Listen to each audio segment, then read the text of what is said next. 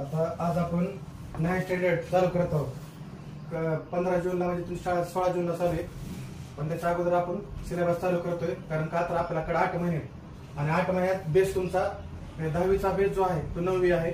9वीचे भरपूर lesson physics, chemistry आणि बायोलॉजीचे lesson आहेत 10वीला सायन्समध्ये.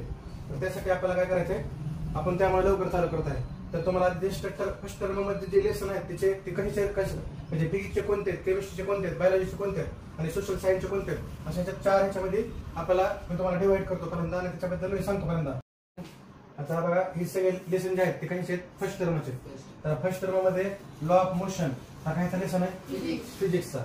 तर ह्याच्यामध्ये आपल्याला डिस्टन्स कशाला म्हणते, डिस्प्लेसमेंट कशाला म्हणते, तर हे बघायचं. त्याच्यानंतर न्यूटनचे लॉ फर्स्ट, सेकंड आणि थर्ड लॉ समजते. आणि त्याच्यानंतर पुन्हा ह्या सगळ्या गोष्टी बघायच्या आपण. पुन्हा युनिफॉर्म मोशन काय, नॉन युनिफॉर्म मोशन काय, त्याचे काय ग्राफ्स आहेत तर ते आपल्याला ह्याच्यामध्ये बघायचे. तर हे पहिला लेसन झाला. पुन्हा वर्क आणि एनर्जी, वर्क कशाला म्हणतात, एनर्जी कशाला म्हणतात. पुन्हा त्या 2 टाइप्स आहेत, कायनेटिक एनर्जी कशाला म्हणतात, पोटेन्शियल एनर्जी कशाला म्हणतात. जसं की हायड्रोइलेक्ट्रिक पॉवर प्लांट्स आहे त्याच्यामध्ये कायनेटिक एनर्जीचा पण वापर होतोय, पोटेन्शियल एनर्जीचा पण वापर होतोय. ज्या टाइममध्ये आपण जे एनर्जी स्टोअर करतोय तर ते एका स्पेसिफिक स्टेटमध्ये स्टोअर केलेली असते. आणि ज्यावेळेस आपण त्याला गेट उघडं करतोय तर ते एका फ्लो मध्ये येते, म्हणजे त्यामध्ये कायनेटिक एनर्जीमध्ये जे पोटेन्शियल एनर्जीचं रूपांतर कायनेटिक एनर्जीमध्ये होते. मग त्यासाठी आपल्याला काय करायची गरज आहे, तर पोटेन्शियल आणि कायनेटिक एनर्जीची गरज आहे समजते. तर हायड्रोलिक पॉवर प्लांट्स मध्ये त्याचा यूज करत आहे. तर ह्या सगळ्या गोष्टी आपल्याला वर्क कशामध्ये, एनर्जी कशामध्ये, कायनेटिक एनर्जी काय, पोटेन्शियल एनर्जी काय, त्याचे इक्वेशन्स काय, त्याचे इक्वेशन पण दिले. इक्वेशन हार्ड आहेत पण तुम्हाला माझे व्हिडिओ पण मिळेल तर तुम्ही ते बघितलं तर तुम्हाला सोपं जाईल समजतंय. तर हे त्या लेसन मध्ये बघायचं आहे. करंट इलेक्ट्रिसिटी, आता हा पण एक फिजिक्सचा लेसन आहे. त्याच्यामध्ये रेजिस्टन्स काय, ओम्स लॉ कशाला म्हणतात, पुन्हा करंट कशाला म्हणतात, डायरेक्ट करंट काय, इनडायरेक्ट करंट काय, तर ह्या सगळ्या गोष्टी आपल्याला ह्या लेसन मध्ये बघायच्या समजतंय. त्याच्यानंतर मेजरमेंट ऑफ मॅटर्स, आता मेजरमेंट ऑफ मॅटर्स मध्ये कॅटायन कशाला म्हणतात, एनायन कशाला म्हणतात, व्हॅलेन्सी काय, ऍटॉमिक साईज काय समजतंय. त्याच्यानंतर ह्या सगळ्या गोष्टी आपल्याला बघायच्या. मग व्हॅलेन्सी, जर आउटर मोस्ट शेल मध्ये किती इलेक्ट्रॉन्स आहेत तर त्यावेळेस तो एलिमेंट किती इलेक्ट्रॉन्स यूज करते, एनईवर कोणता चार्ज असते, पुन्हा ह्याच्यावर म्हणजे एखाद्या एलिमेंटला जर इलेक्ट्रॉन लूज केले तर त्याच्यावर कोणता चार्ज येतोय, जर त्याने गेन केले त्याच्यावर कोणता चार्ज येतोय. तर हे सगळं आपल्याला त्यामध्ये बघायचंय. आणि त्याच्यामध्ये आपल्याला बॅलन्सिंग आणि बघायचे की लेफ्ट साइडला आणि राईट साइडला ज्यावेळेस आपण केमिकल इक्वेशन राईट करतो तर त्यासाठी तुम्हाला नंबर ऑफ एलिमेंट त्या रिएक्शन मध्ये किती आहे ते तुम्हाला ते बघायचंय. मग ते लेफ्ट साइडला पण राईट करायचे आहेत आणि राईट साइडला पण राईट करायचे. आणि दोघांचा नंबर जो आहे तो काय असायला पाहिजे, सेम यायला पाहिजे. सेम जर आला तर तो इक्वेशन बॅलन्स म्हणायचं. सगळ्यांचे एलिमेंटचे नंबर जर सेम आले तर, आणि जर नाही आले तर इनबॅलन्स आहे. मग त्याला आपल्याला काय करावं लागेल, त्याला बॅलन्स करावं लागेल समजतंय. तर हे सगळं आपल्याला ह्या लेसन मध्ये बघायचे. त्याच्यानंतर ऍसिड, बेस आणि साल्ट. आता ऍसिड, बेस, साल्ट मध्ये आपल्याला काय बघायचंय की ह्याच्यामध्ये ऍसिड कशाला म्हणतो, बेस कशाला म्हणतो आणि साल्ट. जसं की ऍसिड 1 to 6 जर असेल तर आपण त्याला काय म्हणतो, ऍसिड असते समजतंय. म्हणजे आपण जर त्याला चेक करायचं म्हणलं लॅबोरेटरी मध्ये तर त्याच्यावर आपण चेक करू शकतो. पुन्हा बेस 8 to 14. आता बेस कधी होईल 8 to 14 आणि न्यूट्रल कधी होईल 7 समजतंय. 7 ला 8 ला न्यूट्रल होते 7. तर ह्या सगळ्या गोष्टी आपल्याला ह्याच्यामध्ये बघायच्या समजतंय. तर स्ट्रॉंग ऍसिड काय म्हणतात, स्ट्रॉंग बेस कशाला म्हणतात समजतंय. वीक बेस काय, वीक ऍसिड काय, तर ह्या सगळ्या कन्सेप्ट ह्याच्यामध्ये आपल्याला बघायच्या. आणि इलेक्ट्रोलायसिस एक महत्त्वाची कन्सेप्ट आहे ते पण ह्याच्यामध्ये आपल्याला बघायचे समजतंय. तर हे झाले तुमचे पहिले 5 लेसनचे, म्हणजे 4 फिजिक्स आणि 1 केमिस्ट्री. आता दुसरा 6वा लेसन आहे क्लासिफिकेशन ऑफ प्लांट. आता प्लांटचं आपल्याला क्लासिफिकेशन करायचं आहे. त्याच्यामध्ये 2 काय टाइप्स आहेत, पॅराक्रायटिक काय, एकॅरेटिक कशा म्हणतात. त्याच्यामध्ये पण त्याच्याने काय प्लांटच्या टाइप पडल्यात. आता ज्यावेळेस मला क्लासिफिकेशन करायचं असेल तर मी त्याच्या प्लांट जसं की अॅनिमल क्लासिफिकेशन करायचंय मला तसं प्लांटचं पण क्लासिफिकेशन होऊ शकतो. आता त्याच्यामध्ये तुम्हाला 2 महत्त्वाच्या गोष्टी कोणत्या, झायलम आणि फ्लोएम. तर झायलम आणि फ्लोएम आहेत का नाही, कंडक्टिंग टिश्यू आहेत का नाही ते तुम्हाला बघावं लागते. ते त्याच्यामध्ये सीड्स प्रेझेंट आहेत का फ्रुट्स मध्ये, तर अशा वेळेस तुम्हाला डिवायडेशन करावं लागेल. तर ते आपल्याला ह्या क्लासिफिकेशन म्हणजे ते थॅलोफायटा, ब्रायोफायटा, टेरिडोफायटा अशा त्याच्या टाइप्स आहेत समजते. तर हे सगळं आपल्याला बघायचंय. त्याच्यानंतर पुन्हा energy flow in the ecosystem.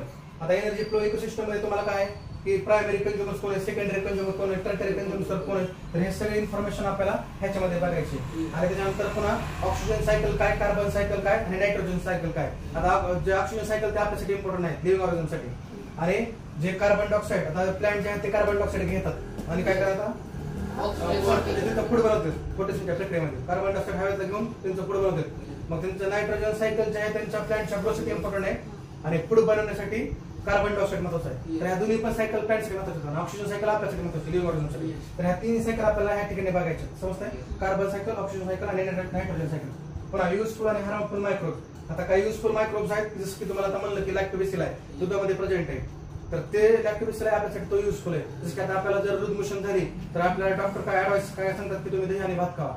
मग दही भात का सांगतात की आपल्या शरीरामध्ये जे इनॅक्टिव्ह बॅक्टेरिया झालेले असतात तर त्याला परत तुम्हाला लॅक्टोबॅसिली काय करतात, दही खाल्ल्याच्या नंतर ते परत ऍक्टिव्ह होतात आणि परत पुन्हा क्लोस्ट्रिडियम नावाचा एक हार्मफुल बॅक्टेरिया आहे त्याला फाईट करून त्याला मारतात आणि त्यावेळेस आपली लूज मोशन थांबते. म्हणजे काही वेळेस आपण मेडिसिन घेऊन सुद्धा लूज मोशन थांबत नाही, तर त्यावेळेस आपल्याला डॉक्टर ऍडवाइस देतात की दही भात खावा.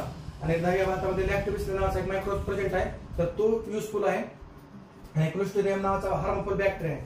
तर अशा प्रकारचे त्याच्या टाइप्स आहेत तर ते पण आपल्याला युजफुल आणि हार्मफुल मायक्रोब्स. तर हे लेसन आहे तो सोशल सायन्स रिलेटेड लेसन समजतंय. आणि हा बायोलॉजी होता, हा पण बायोलॉजीचा लेसन होता. परत पुन्हा एन्व्हायरमेंटल आणि मॅनेजमेंट. एन्व्हायरमेंटल मॅनेजमेंट तुम्हाला कमी बोललं की वेगवेगळ्या प्रकारचे मॉडेल्स आहेत. तर ते मॉडेल बनवले त्यासाठी स्टडी ऑफ वेदर फॉरकास्टिंग. म्हणजे मला वेदर फॉरकास्टिंगचा जर अभ्यास करायचा असेल तर ह्या सगळ्या गोष्टींची आवश्यकता आहे. वेगवेगळ्या प्रकारचे मॅथमॅटिकल मॉडेल्स आहेत, मान्सून मॉडेल्स आहेत, अशा वेगवेगळ्या प्रकारचे मॉडेल्स बनवले तर त्याचा वेगवेगळ्या प्रकारचा एन्व्हायरमेंटल स्टडी करण्यासाठी समजतंय. जसं आर्थिक आहे, सुनामी आहे, क्लाउड्स आहेत, क्लाउड ब्लस्ट आहे, पुन्हा स्टॉर्म आहे. तर ह्या सगळ्या गोष्टींचा अभ्यास करण्यासाठी मला वेगवेगळ्या प्रकारचे मॉडेल्स बनवलेत आपण. तर ते मॉडेल बनवण्यासाठी वेदर फॉरकास्टिंगचा अभ्यास करण्यासाठी आपल्याला हा एन्व्हायरमेंटल मॅनेजमेंट आपला स्टडी करायची. तर हा पण सोशल सायन्सचा रिलेटेड लेसन आहे. आणि त्यानंतर इन्फॉर्मेशन कम्युनिकेशन टेक्नॉलॉजी. ह्याच्यामध्ये तुम्हाला आयसीटी महत्वाचा फॅक्टर आहे. तर आयसीटी मध्ये तुम्हाला काय की सॉफ्टवेअर कशाला म्हणतात, हार्डवेअर कशाला म्हणतात. त्याच्यानंतर सॉफ्टवेअर मध्ये आपण कोणत्या प्रकारच्या अपॉर्च्युनिटी आपल्याला आयसीटी प्रोव्हाइड करायची. जसं तुम्ही you can design the different types of software engineer with help of software engineer. So this type of opportunity provide with help of computer. अशा प्रकारची कॉम्प्युटर आपल्याला आयसीटी आपल्याला एक अपॉर्च्युनिटी प्रोव्हाइड करायची सॉफ्टवेअर फील्डमध्ये. We can design the different types of software. तुम्ही वेगवेगळ्या प्रकारचे सॉफ्टवेअर बनवू शकता समजतंय. मग त्याच्यानंतर पुन्हा हार्डवेअर मध्ये आता we can design the different types of hardware. जसं की आता एचपीचं लॅपटॉप आहे, डेलचं लॅपटॉप आहे, ऍपलचं लॅपटॉप आहे. हा तर हे सगळे जे टाइप्स आहेत तर हे आपण वेगळ्या प्रकारचे मॉडेल डिझाइन करावे. फक्त एवढा फरक आहे की सॉफ्टवेअर मध्ये पेमेंट तुम्हाला जास्त आहे, हार्डवेअर मध्ये पेमेंट कमी आहे समजतंय. सॉफ्टवेअर मध्ये 2 वर्षाचा अनुभव घेतला तर तुम्हाला 1 लाखाच्या पुढे म्हणजे 60-70 हजार पगार व्हायला लागेल. 5 वर्षाचा अनुभव घेतला की 1 लाखाच्या पुढे झाले. ते डिपेंड अपॉन स्किल. आणि हार्डवेअर मध्ये तुम्हाला 10-15 वर्ष काम केल्याच्या नंतर तुम्हाला 70-80 हजार रुपये पोहोचतात. म्हणजे हार्डवेअरला तुम्हाला थोडंसं पेमेंट कमी आहे पण आणि अपॉर्च्युनिटी पण कमी आहे जरा. पण सॉफ्टवेअर मध्ये तुम्हाला अपॉर्च्युनिटी खूप आहेत. त्याच्यामध्ये वेगवेगळ्या प्रकारचे लँग्वेज आहेत, C++, जावा, VB.NET, व्हिज्युअल बेसिक. तर हे लँग्वेज तुम्हाला शिकणं गरजेचं आहे. ओरॅकल डेटाबेस मध्ये आहे काही.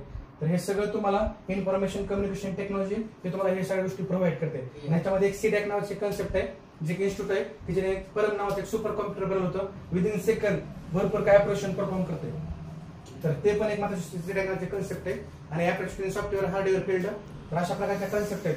पण त्याच्यानंतर ह्याला काय माहिती जसं की तुम्हाला आयसीटी मध्ये आपण नाही का आउटपुट डिव्हाइस कशा म्हणतात, इनपुट डिव्हाइस कशाला म्हणतात समजतंय. पुन्हा सीपीयूचं काय काम आहे. तर ह्या सगळ्या गोष्टी ज्या आहेत म्हणजे ती पण एक कन्सेप्ट आहे. सेंट्रल प्रोसेसिंग युनिटचं काय काम आहे, आउटपुट युनिटचं काम काय आहे, इनपुट युनिटचं काम काय. तर ते पण तुम्हाला ह्याच्यामध्ये बघायचं समजतंय. तर हे आणि आपले जनरेशन आपण जनरेशन बघितलं तर वेगवेगळ्या प्रकारचे जनरेशन, फर्स्ट जनरेशन आहे, सेकंड जनरेशन आहे, थर्ड जनरेशन आहे. फर्स्ट जनरेशन मध्ये कोणता प्रॉब्लेम झाला, फर्स्ट जनरेशन मध्ये हीट जनरेटर्स होते ते सेपरेट रूम मध्ये स्टोअर करावं लागतं. तर ह्या सगळ्या गोष्टीचे प्रॉब्लेम्स आहेत. तर 5th जनरेशन आता आपण 6th जनरेशन आणि 5th जनरेशन आता सध्या आपण वापरतोय. तुमच्या मोबाईल आणि लॅपटॉप मध्ये जे आता आलंय ते आता आपण 5th आणि 6th जनरेशन वापरायला लागलो समजतंय. आता 6th जनरेशन जे आहे सध्या फक्त सायंटिफिक लोक यूज करलेत. पण आता आपण सध्या 4th आणि 5th जनरेशन जे तुमचं आता सध्या आपण जे कॉम्प्युटर एका रूम मध्ये बघतोय जे तुमच्या स्कूलमध्ये प्लेस केलेले असतात एका टेबलवर कॉम्प्युटर आहे, लॅपटॉप आहे. तर ते 4th जनरेशन आहे. आणि लॅपटॉप जे आहे तुमचं आता 5th जनरेशन आहे.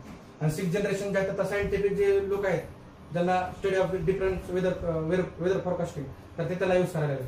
आता भविष्यात आपण थोडंसं पुढे जाऊ शकतो. तर एवढे सगळे तर ह्या सगळ्या गोष्टी ज्या आहेत ते टेक्नॉलॉजी मार्फत मिळतात. ही टेक्नॉलॉजी आपल्याला प्रोव्हाइड करेल. ह्या सगळ्या गोष्टी आपल्याला हे लेसन मध्ये बघायच्या समजतंय. तर हे झालं आपलं तर 10 लेसन फर्स्ट टर्मचे.